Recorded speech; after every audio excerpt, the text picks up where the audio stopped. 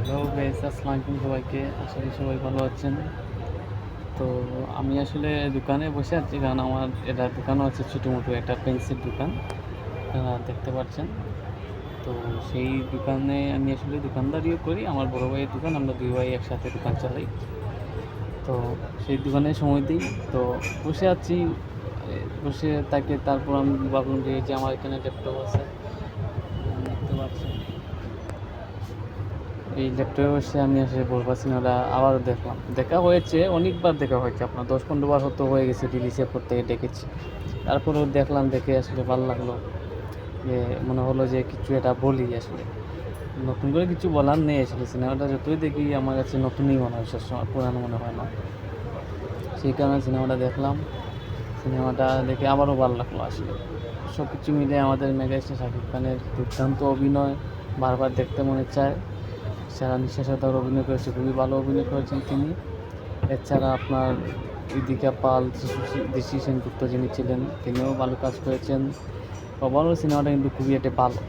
R first of all কথা হচ্ছে, এখানে আমি এটা এক্সপিরিয়েন্স আমার শেয়ার করতে চাই। আমি যে সময় সিনেমাটা দেখতে যাই সিনেমা হলে, তো টিজার তো খুবই ভালো হয়েছিল, গানগুলো মোটামুটি ঠিকঠাক সাড়া পেয়েছিল মানুষের কাছ থেকে।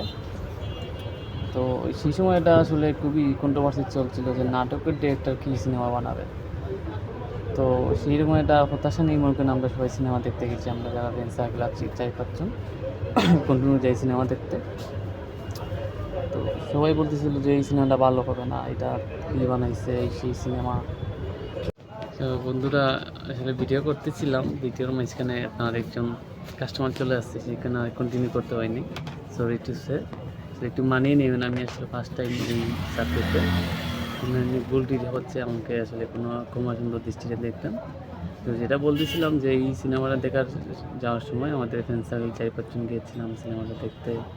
অনেকে বলতেছে শুধু শুধু এই টাকাটা আপনার খরচ করতেছি, অন্য কোথায় যাই, অন্যান্য বিনোদন কেন্দ্রে যাই, পার্কে টার্কে, এই সমস্ত। তো বললাম না, আগে সিনেমাটাই দেখবো, আসে মানে সিনেমা না দেখা পর্যন্ত আমার ইটাই শুরু হয় না। এরকম একটু পাগলা ভক্ত আমি, ছোটোখাটো ভক্ত, এত বড় ভক্ত না আমি। এই যে বিজয় বা ওই যে আমেরিকা যিনি থাকেন ভদ্র মহিলা, সরি টু সে, ওনার নামও আমি নেব না, যেহেতু আমি জানি আমি খুবই স্টুপিড এই মেয়েটা, আমার কাছে খুবই ভালো মনে হয় না। শুধু ব্যবসার জন্য, ভিউজের জন্য শুধু শাকিব খানের নামটা ইউজ করে।